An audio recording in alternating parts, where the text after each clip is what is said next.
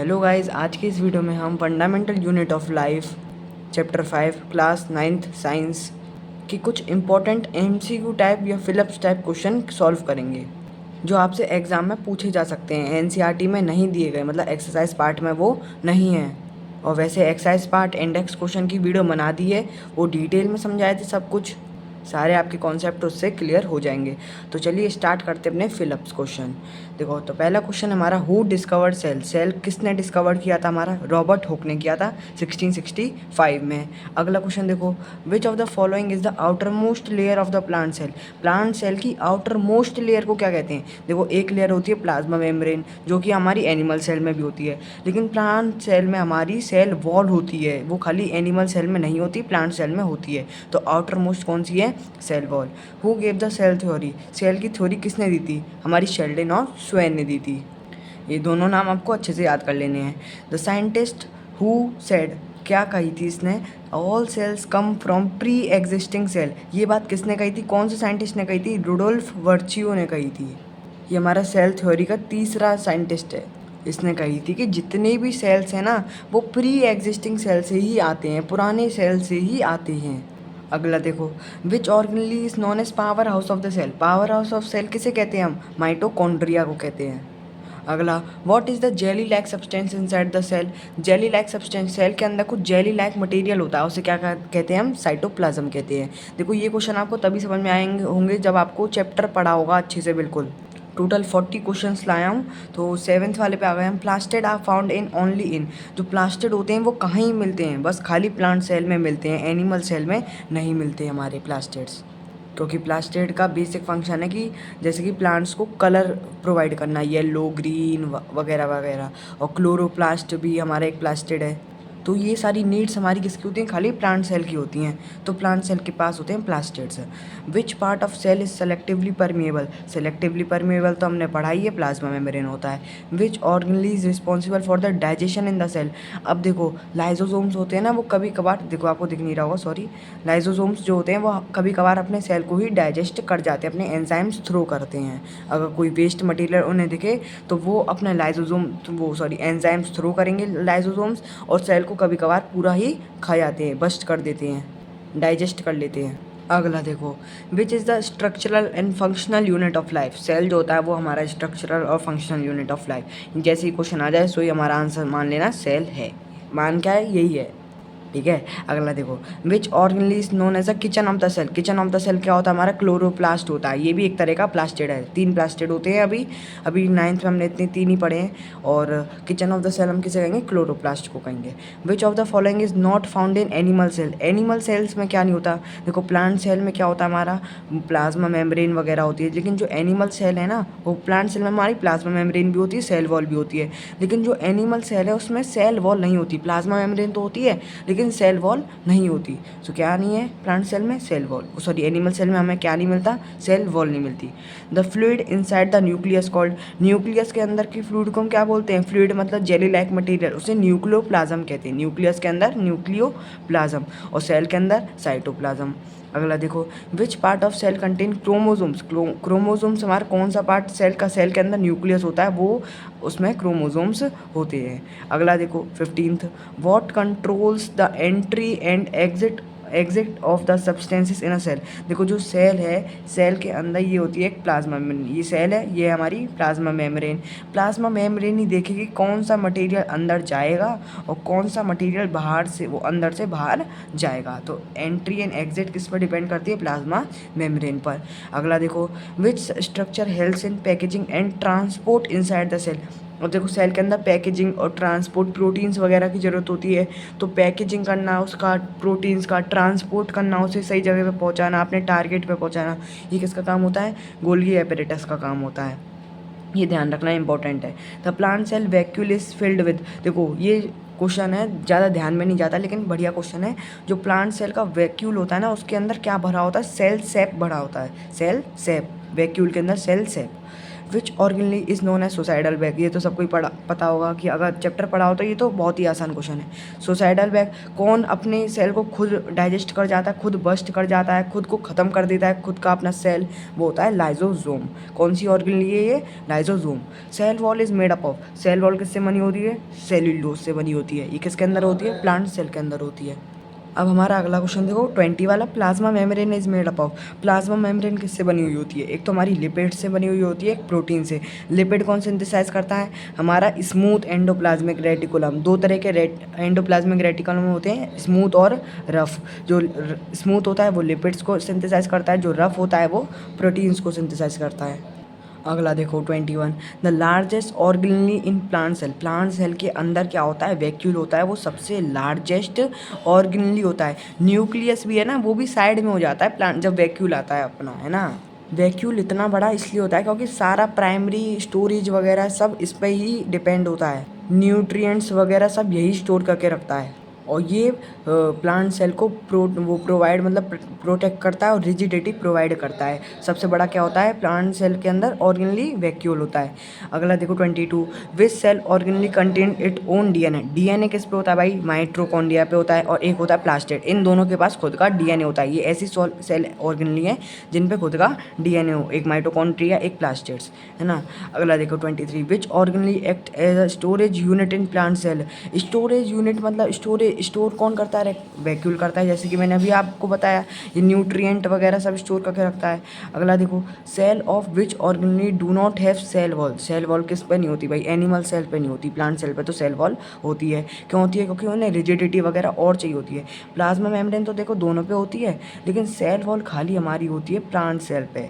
इसे क्योंकि जो एनिमल्स होते हैं वो तो जगह जगह मूव कर पाते हैं, और ये एक जगह पे रहता है प्लांट सेल, तो इसे ज़्यादा प्रोटेक्शन चाहिए होती है, ज़्यादा रिजिड होना चाहिए इसे, तभी ये एक जगह पे खड़ा रहेगा। इस वजह से इस पर सेल वॉल होती है, एनिमल सेल पे नहीं होती। Who discovered the first living cell under microscope. Living cell भाई किसने किया था? एंटोनी वैन न्यूलीहोक। जो हमारा रॉबर्ट हुक था ना, उसने सेल का डिस्कवर तो सबसे पहले किया था, लेकिन वो डेड सेल था, और लिविंग सेल किसने किया था? इसने किया था। ठीक है, अगला देखो 26 वाला, विच of the following statement is true for prokaryotic cells. अब आप बताना इसका answer. They have membrane bound organelle. Prokaryotic cells के बारे में कौन सी चार बातों में से कौन सी सही है? एमसीक्यू मान लो। They have membrane bound organelle. Membrane होती है भाई, प्रोकार्योटिक में तो मेम्ब्रेन होती नहीं है, उन पे जो उनकी जो ऑर्गेनली होती है ना, उन पे मेम्ब्रेन होती ही नहीं है, यूकार्योटिक की होती है। They have well defined nucleus. उनका न्यूक्लियस वेल डिफाइंड होता है भाई, न्यूक्लियस पे भी न्यूक्लियर मेम्ब्रेन नहीं होती उनकी, तो ये भी नहीं हुआ। They have nucleoid region. अब देखो, जब जो न्यूक्लियस है उस पर न्यूक्लियर मेम्ब्रेन ही नहीं है, ये न्यूक्लियर मेम्ब्रेन ही नहीं है, तो उस रीजन को हम क्या कहते हैं? न्यूक्लियोइड कहते हैं। तो दे हैव न्यूक्लियोइड रीजन, ये बात हमारी बिल्कुल सही है, तो ये सही हो जाएगा सी ऑप्शन। 27 देखो, who discovered cell nucleus. Cell के न्यूक्लियस को किसने डिस्कवर किया था? हमारे रॉबर्ट ब्राउन ने किया था। और डेट पूछें तो 1838 और 1839। अब देखो, हु डिस्कवर्ड प्रोटोप्लाज्म। प्रोटोप्लाज्म किसने डिस्कवर किया था? पुरकिंजी ने किया था 1839 में। अगला देखो 29, ribosomes are responsible for photosynthesis. Photosynthesis के लिए रिस्पॉन्सिबल कौन होते हैं? हमारे राइबोसोम्स। यहाँ पे आंसर ये परफेक्ट नहीं बैठ रहा। फोटोसिंथेसिस के लिए हमारे जो प्लास्टिड होता है ना, प्लास्टिड का एक होता है टाइप क्लोरोप्लास्ट। क्लोरोप्लास्ट ही क्लोरोफिल प्रोवाइड करता है, और इस वजह से हमारी फोटोसिंथेसिस होती है। तो यहाँ पे क्लोरोप्लास्ट लिख देना, वो ज़्यादा सही लगेगा। Chloroplast are responsible for photosynthesis. अब देखो, अब थोड़े दिमाग वाले क्वेश्चंस आ गए। When a cell is placed in a hypotonic solution. Hypotonic solution मतलब सेल के अंदर अंदर जो सॉल्वेंट है ना, वो कम है और बाहर ज़्यादा है, तो हाई से लो कंसंट्रेशन में आता है। तो जो सेल है वो जो वाटर है वो बाहर से अंदर आएगा, तो हमारा जो सेल हो जाएगा ना, वो स्वेल हो जाएगा, फूल जाएगा, क्योंकि बाहर से अंदर वाटर जा रहा है। तो hypotonic solution, water enters the cell, water cell के अंदर एंटर हो जाता है। दिस प्रोसेस इज कॉल्ड, इस प्रोसेस को हम क्या कहते हैं? एंडोस्मोसिस कहते हैं। और एक्सोस्मोसिस हाइपोटोनिक सोल्यूशन होता है। अगर यहाँ पे एक्सोस्मोसिस आंसर होना होता ना, तो यहाँ पे क्वेश्चन में हाइपरटोनिक आता, क्योंकि हाइपरटोनिक मतलब जो वो होता है ना, वो अंदर सेल के बहुत ज़्यादा पानी होता है और बाहर कम पानी होता है। तो जो अंदर ज़्यादा पानी होता है, बाहर से जब अंदर से जब बाहर मूव करता है, हाई से लो कंसंट्रेशन पे मूव करता है तब जो हमारा सेल होता है वो श्रिंक हो जाता है, क्योंकि अंदर पहले ज़्यादा था, फिर जैसे ही अंदर से बाहर गया तो सेल पिचक गया, पानी वो जो पानी है वो बाहर चले गया, तो सेल क्या हो गया हमारा, श्रिंक हो गया। तो वाटर एंटर्स की जगह वाटर एग्जिस्ट द सेल ऐसे आ जाता ना, तो आंसर होता है एक्सोस्मोसिस। अब देखो ये रहा, the movement of water out of a cell in a hypertonic solution is called exosmosis. अंदर जाने को एंडोस्मोसिस, बाहर जाने को एक्सोस्मोसिस। अगला देखो, the shrinkage of cytoplasm from the cell wall due to water loss is called plasmolysis. यहाँ पे अवे आना था, अवे आना जरूरी है ज़्यादा, बताता हूँ क्यों। प्लाज्मोलाइसिस उसे कहते हैं जब जो प्लांट सेल होता है वो श्रिंक होता है वाटर लॉस की वजह से। अंदर सेल के ज़्यादा पानी होता है और बाहर कम पानी होता है, तो जब अंदर से बाहर जाता है पानी तो जो सेल होता है वो श्रिंक हो जाता है। तो श्रिंकेज ऑफ सेल को हम क्या कहेंगे, वो प्लाज्मोलाइसिस कहेंगे।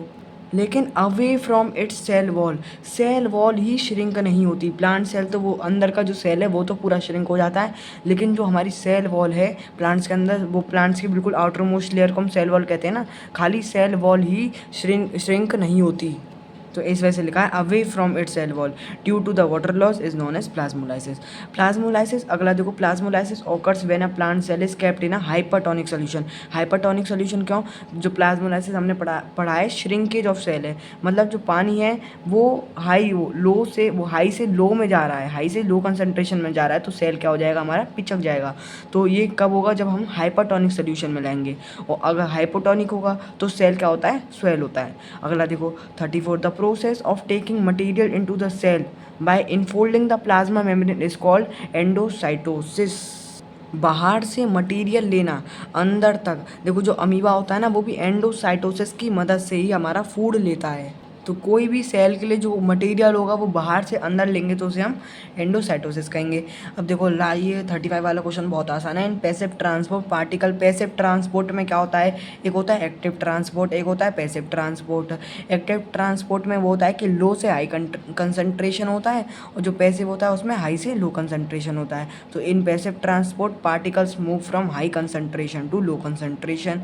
36 वाला देखो, the type of cell division that, अब सेल डिवीजन वाला क्वेश्चन है, the type of cell division that result in two identical daughter cell is called mitosis. अब देखो डॉटर सेल्स जिसमें 2 डॉटर सेल हो, बिल्कुल आइडेंटिकल डॉटर सेल हो, उस प्रोसेस को हम क्या कहेंगे, माइटोसिस कहेंगे। और जिसमें 4 हो वो तो हमारा मायोसिस होता ही है, जिसमें 4 हो मायोसिस, जिसमें 2 हो डॉटर आइडेंटिकल सेल वो उसे हम कहेंगे मायोसिस और माइटोसिस।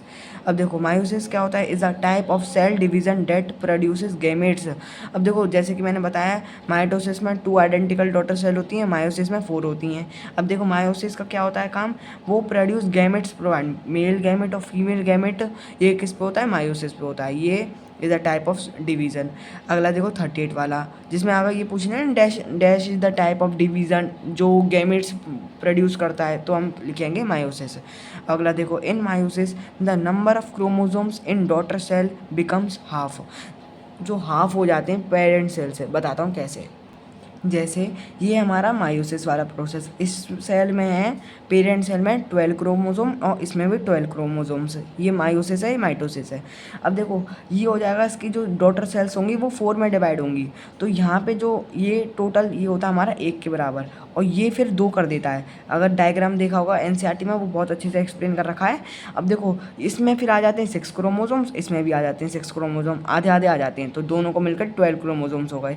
अब ऐसे इन दोनों में, इसमें भी आ जाते हैं 6 क्रोमोसोम्स, इसमें भी आ जाते हैं 6 क्रोमोसोम्स, है ना। तो इसमें क्या हो गया, अपने क्रोमोसोम्स क्या हो गए, हाफ हो गए मायोसिस में, क्योंकि भाई 4 है ना। और इसमें क्या होगा, इसके 12 क्रोमोसोम्स है, इसमें भी 12 ही जाएंगे, इसमें भी 12 ही जाएंगे। अगर ये भी इसकी तरह और 2 बनाता तो उसमें 6 हो जाती, फिर 6 हो जाती, तो हाफ किस में होंगे, हमारे मायोसिस में होंगे। और फुल फॉर्म ऑफ डीएनए हमारे क्या होता है, डिओक्साइरोबोन्यूक्लिक एसिड। ये 39 वाला क्वेश्चन था। अब लास्ट क्वेश्चन है, वो आपको मुझे कमेंट करके बताना होगा, the control centre of the cell, या फिर कह लो control room of the cell. अच्छा क्वेश्चन है, आपको मुझे कमेंट में बताना होगा। तो इसी तरह हमने 40 क्वेश्चंस कर लिए जो एग्ज़ाम में आने की जिनकी चांसेस थी इस चैप्टर में से। एमसीक्यू टाइप क्वेश्चन है, और एक्सरसाइजेस और इंडेक्स क्वेश्चन तो हमने कर ही लिए, और इतने एमसीक्यू क्वेश्चन काफ़ी है हमारे लिए। अगर आपको कोई और चैप्टर के भी ऐसे क्वेश्चंस बनवाने हो एमसीक्यू क्वेश्चन, और इससे भी ज़्यादा जैसे 40 क्वेश्चन कम लग रहे हैं 50, तो इस तरीके से भी बना सकता हूँ। तो बताना बाकी कमेंट सेक्शन में। तो मिलते हैं नेक्स्ट वीडियो में। अगर वीडियो अच्छी लगी हो तो लाइक कर देना और चैनल को हमारे सब्सक्राइब कर देना। मिलते हैं नेक्स्ट वीडियो में, तब तक के लिए बाय।